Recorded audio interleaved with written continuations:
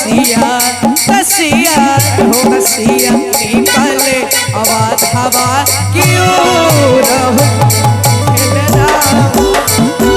सिया निकले आवाज हवा क्यों होलिया खेले राम लाला।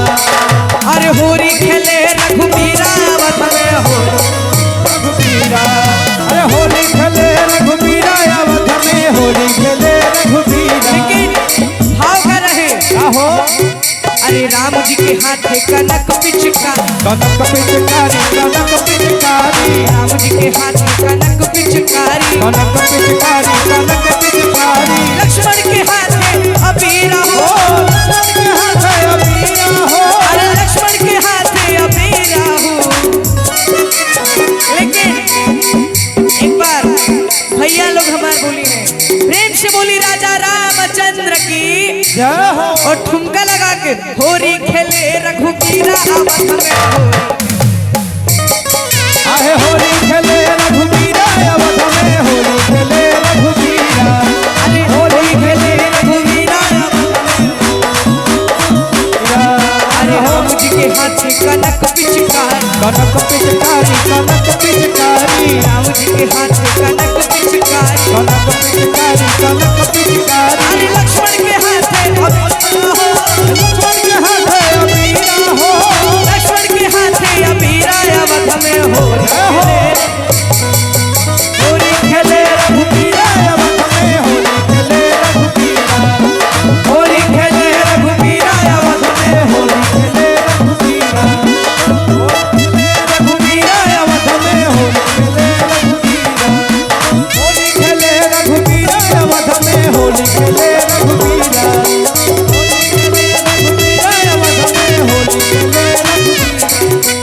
होली खेले रघुबीरा अवध में होली खेले रघुबीरा।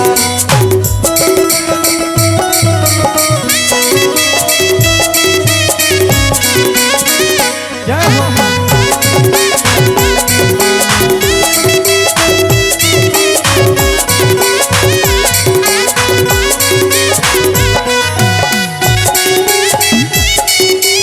क्या बात है।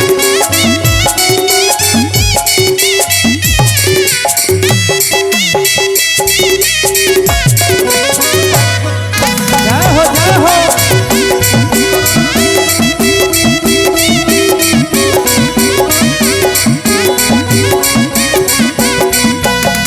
रघुबीरा अवध में होली खेले रघुबीरा होली खेले रघुबीरा अवध में होली खेले रघुबीरा। लेकिन बाबा बैद्यनाथ के पावन धरती पे हमने के बानी जा तो होली खेले रघुबीरा तो ठीक बा लेकिन खेले मसाने में होली दिगंबर खेले मसाने में होली ओहो खेले मसाने में होली दिगंबर खेले मसाने में होली। अरे खेले मसाने में होली दिगंबर खेले मसाने में होली ओ खेले मसाने में होली दिगंबर खेले मसाने में होली। अरे शिव जी के हाथ में कनक पिचकारी पिचकारी कनक पिचकारी शिव जी के हाथ में कनक पिचकारी कनक पिचकारी कनक पिचकारी।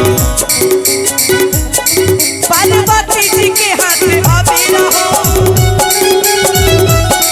पार्वती जी के हाथ में अबीरा हो के हाथ है का और आखिरी लाइन हो जाते कहें कि बहुत समय भी हो गई बाटे हमरा बात कौशल भी आ गई है हम फिर से आए आप सबके बीच लेकिन आखिरी लाइन बाटे तो सब केहू साथ में झूमे और कहीं का अरे खेले मसाने में